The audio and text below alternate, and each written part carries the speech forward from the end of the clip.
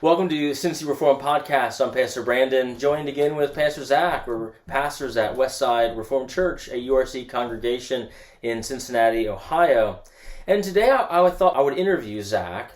Zac is a church planter, but now Westside has particularized, and he's very much in the church planting world. You're on the church planting committee, and you think a lot about church planting. You've been doing it for a long time, been thinking about it for a long time, studying it for a long time. And so there's many out there who might be in a similar vein in terms of planting a church or thinking of planting a church. There's also many people who are part of church plants or might one day be part of a church plant. And so thinking, I think, about church planting, both from the perspective of a minister and the perspective of a congregant, I think could be helpful. And so I have some questions that I wanted to ask Zac and kind of get his wisdom and reflection on. The first question, how did you prepare to be a church planter? Did you just one day get up and do it? Like what prepared you to do this? I think there are a lot of life experiences that play into things. I might not have even been seeking training at the time, but it was helpful in terms of training.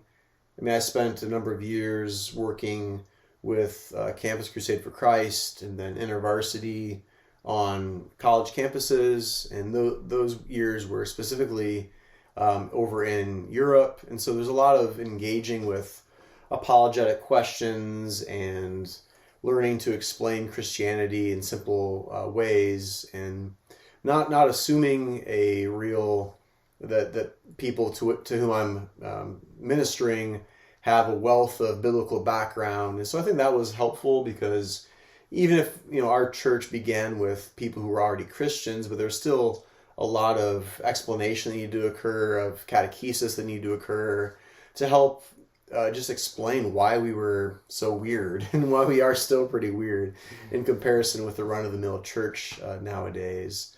But I think that there was an element of that for me, where just some experience, and I think that anybody who is aspiring to be a church planter as a pastor, I mean, there are, I'm sure, many ways of having growing in your experience with sharing the gospel with people who are unbelievers, or working with people who are maybe antagonistic toward Reformed Christianity, learning how to guide all sorts of different people. I mean, because guiding men or women or older people or younger people toward the Reformed confessions and Reformed worship, it's not a one-size-fits-all approach.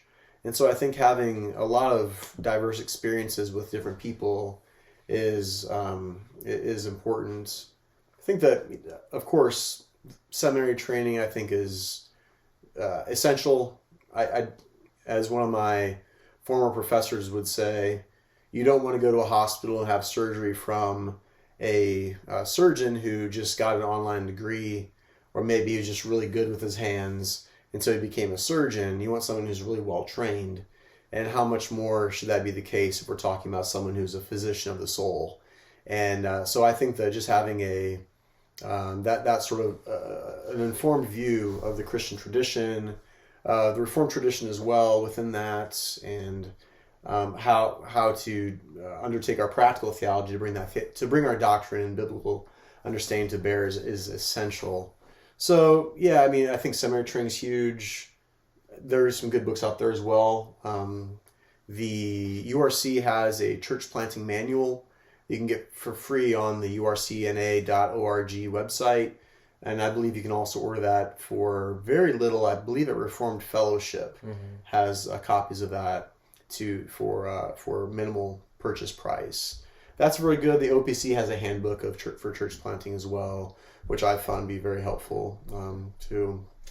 Those are a few things. Yeah, and so like as you were you're coming to a close on seminary, thinking about church planting, was there internships that you did, or?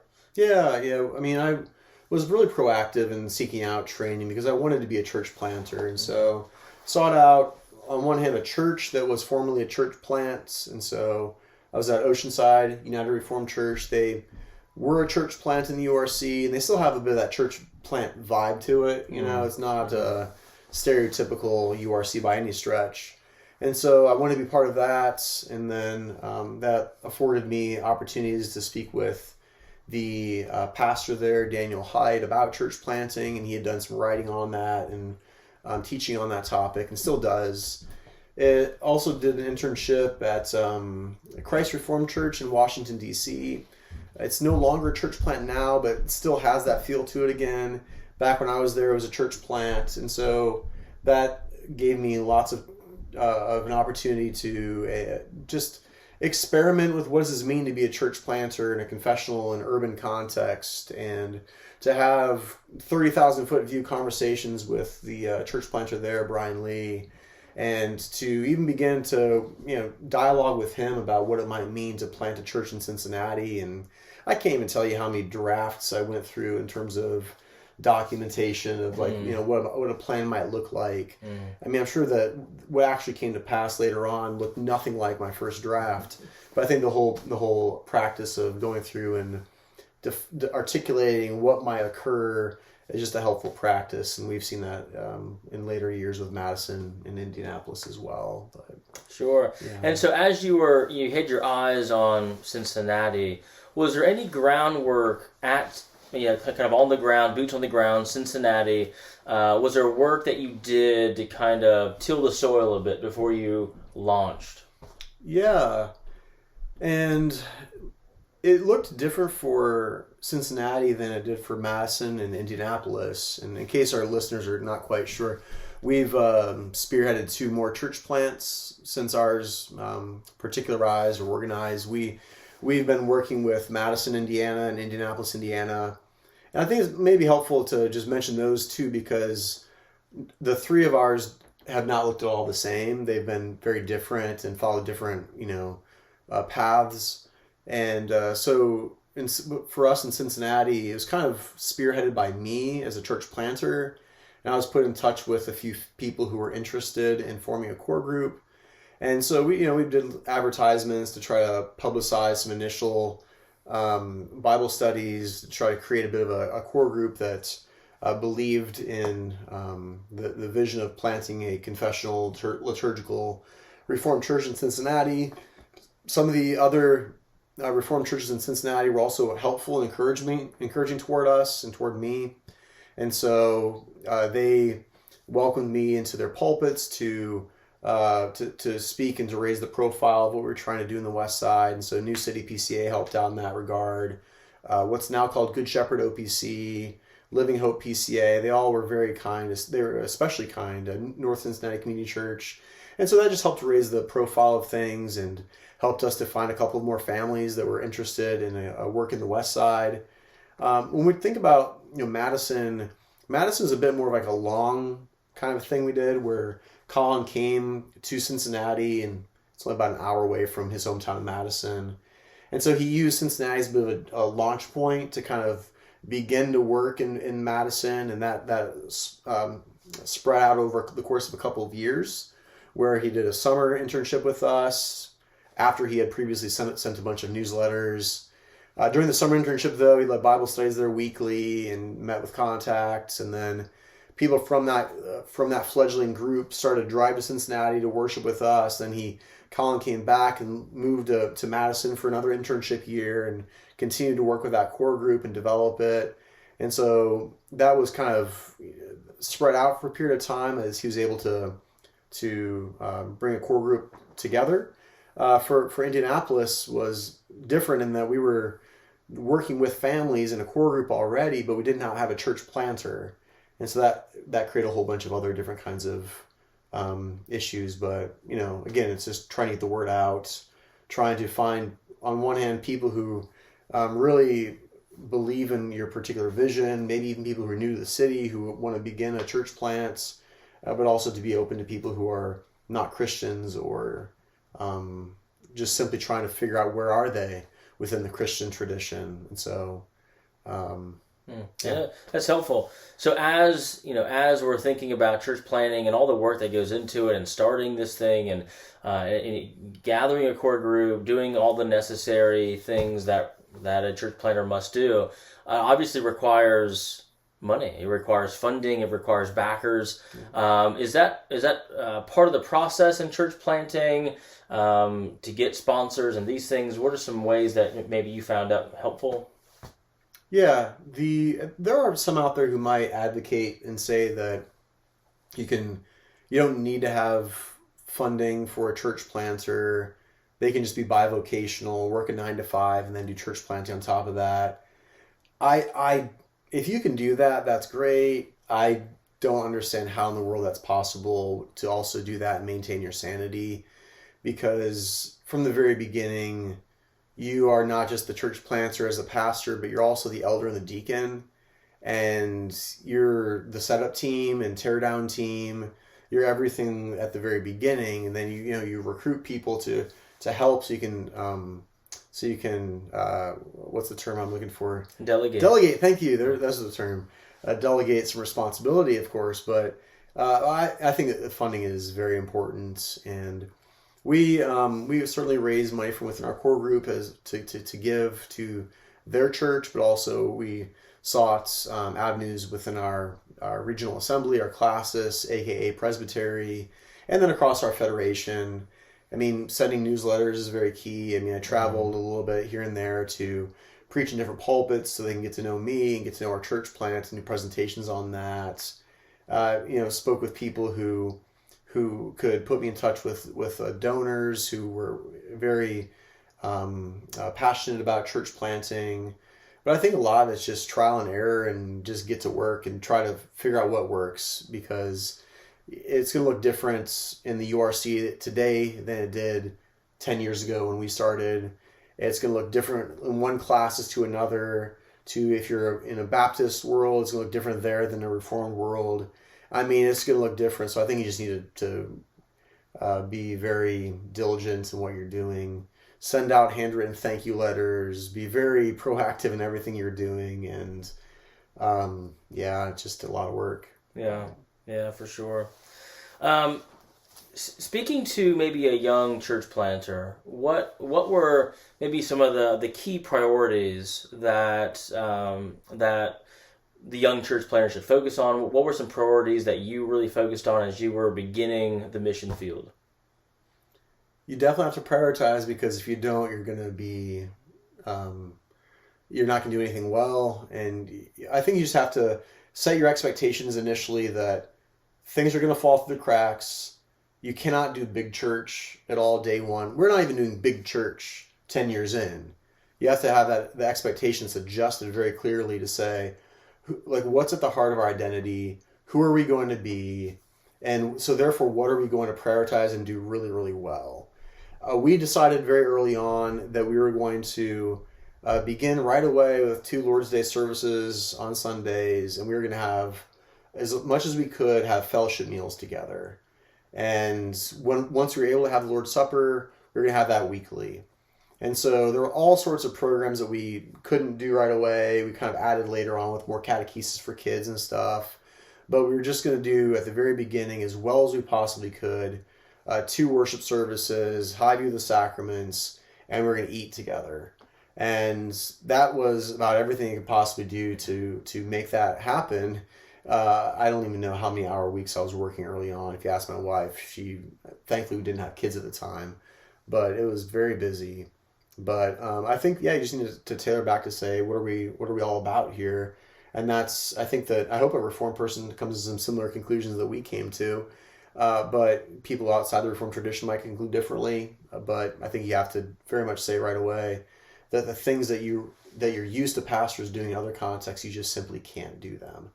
And so along with those things, we would then begin to build very deeply into our core group in terms of a Reformed identity, because they needed to understand why we were doing what we were doing, why we were so weird and we're okay with being weird. And so I think that kind of deep dive into our Belgic confession, especially what we used, that that was key to charting a course going forward. That's helpful, yeah. And so, I mean, you're obviously involved in church plants, other church plants. You're on the church planning committee. You hear of other church plants around. What are some ways that you've seen church planters engage the community that's been effective? It's going to differ so wildly. Mm-hmm.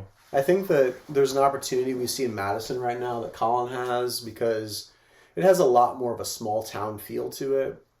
And he genuinely runs into people that he's met before, he's ministered to before, visitors, and he'll run into them at the supermarket. He'll just see them out and about. And I think that creates a real opportunity in a small town that's very different from a more suburban or metropolitan area, because we don't see people again when you've come across them the one time. And so I think that adjusts the calculus a little bit. I think Colin has seen some fruit in, the kind of old school hanging things on doors, or having like a vacation Bible school and things like that, which I don't think necessarily is as effective in an urban place. We spent some time at some summer festivals and got booths to pass out literature and about our church and goodies that would remind people of our church, and that didn't really lead to anybody visiting ever. But I think it was probably worthwhile at the beginning, especially for our people to spend time together and to be proactive in these respects. But I do think it very much has to be adjusted to where you are, what kind of a population you're reaching, what sort of people, what does your context welcome. We sent out flyers, like mailers, to the town of Harrison, which is just west of here. And we had people just come to a Bible study off the back of flyers, because again, it operates like a small town. But you would never do that if you're here within our metropolitan, freeway loop that goes around Cincinnati. No one would ever respond to a mailer and go to a Bible study with a pastor they've never met before and see people they've never met before. But so I think it's very contextually driven in terms of what's appropriate and what's frankly just practical to do. Sure. You don't want to waste your time or waste resources when you're already stretched. So sure, yeah. Before I came to Westside, I remember I was pastoring at a church that was a couple hundred years old, and I remember some of our early days in a coffee shop, and we were chatting about just pastoral ministry and various challenges, and I noticed, we both had different challenges, but being in an established church of a couple hundred years old yielded different challenges, and you kind of had some of the opposite challenges. Oh, yeah. And so what are some of those challenges of a church planter that might be unique to church planting?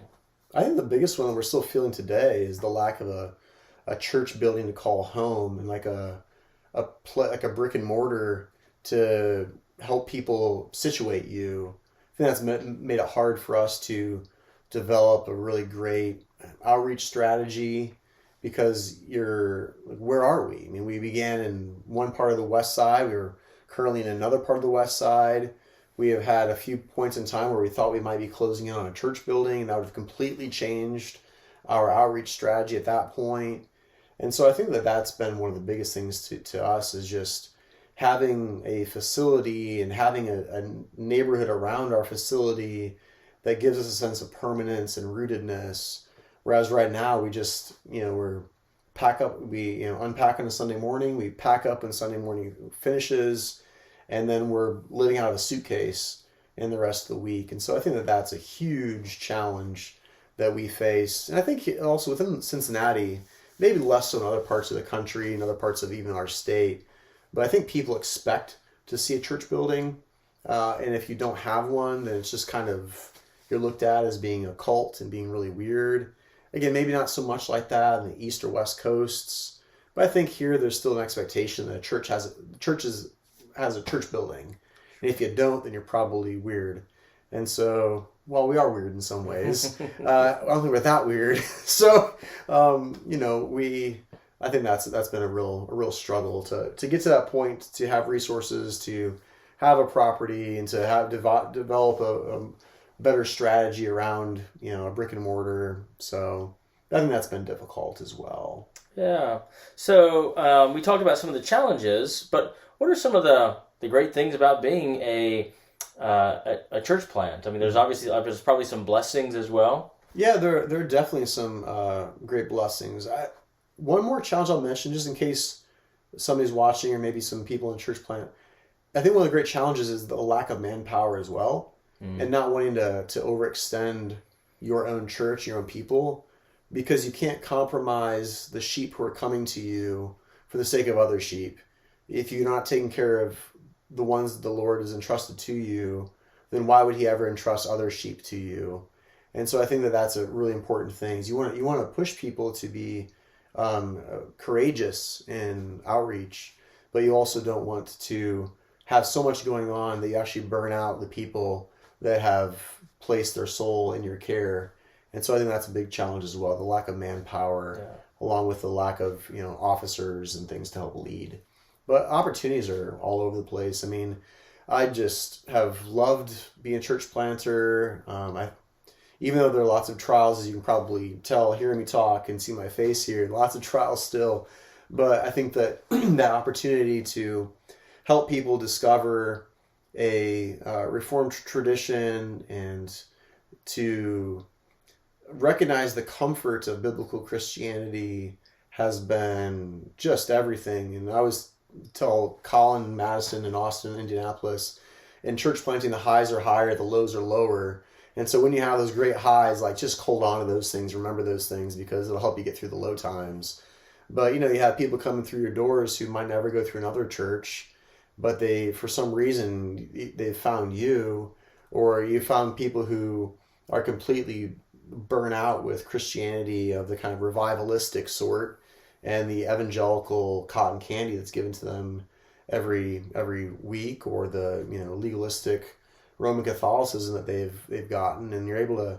I think you find more people like that, and you can still find those in established churches. Don't get me wrong, but you really are front and center with those kinds of people in a church plant environment, and getting to see them come to recognize just how comforting Christ is, and how beautiful Reformed worship is, and to really help shape people into a new sort of piety that's biblical and rooted in the Christian tradition. And so I think those are some real exciting things. It's also, I've also appreciated not having to deal with things that many others, like the fights over the color of carpets and those kinds of things. We can't afford those kind of fights because, I mean, we don't even have our own carpet to fight over. So, I think that, we've kind of felt like we're in that wartime mentality all the time, where we're just happy to be together and we're happy to join arms with one another. And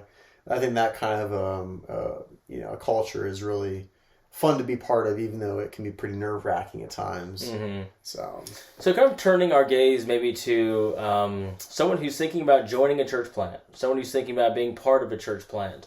What would your advice be to that congregant who's going to maybe join and support a church plant? Please don't go into it and try to make it in your own image. I think we've been very blessed in our church not having had too much of that. But I think that there have been a few that came to our church who thought they were going to create us into this kind of a church or that kind of a church because we're small, and they saw me as being a younger pastor and they thought maybe they can change me or something along those lines. But it's just really not fair to the pastor, the church plants, and the denominations behind it, the oversight that's behind it. And so I think that going into it as someone who's ready to receive and to be shaped rather than to shape, I think is very important. I think going in without all the expectations that you might have for a big church is also important. To not be making demands on day one for like a kids program, or well, what are we doing for the married couples, or what about a group for the singles, or a group for people who like to do whatever, underwater basket weaving group or something. I think that just recognizing that there's a lot, it's much more minimalist in terms of what can be done. And I think that's an opportunity actually to leave behind personal preferences and to see yourself engaged in a much more minimalist capacity with other people. And it's a really beautiful thing. But I think you have to leave the expectations at the door and to be okay with certain things falling through the cracks, be okay with, not having a facility, and be okay with change, because it will change. And church plants will change very fast, because the second you add 20 people to a church plant, you might have just doubled the church. And all of a sudden the church culture is completely different than it was back when you were 20 people. Now it's 40, or now it's 60. And it's very different now than it was last year or 2 years ago. And you could be left thinking, well, where's my church? The church that I joined a long time ago is no longer here.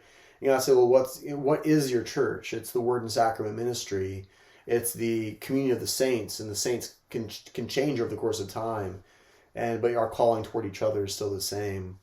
And so I think that those kinds of recognition that of lots of volatility, lots of change, and don't burn yourself out. Those kinds of things are, I think, really important. It's wait on God's timing. That's helpful. Is there anything else you wanted to say about church planting before we close? Or I just say be really, as much as you can, be really humble about it. Be a student of it. I hope I'm still a student of it. I try to be. I don't think that you can always record these things in books. I think a lot of the time it just comes through talking to people who are living it and just being willing to try something and to see how it goes. But I think that just being as much of a humble student with the process as you can is important. While then having like very firm convictions about your doctrine, your worship, and those kinds of non-negotiables. But then, being ready to learn from people who come to your church, learn from fellow church planters, I think is, really, really important. So yeah. Well, I hope that this was a helpful episode for you. You can visit our other episodes at cincyreform.org, and you can visit us at westsidereform.org. Thanks for stopping by.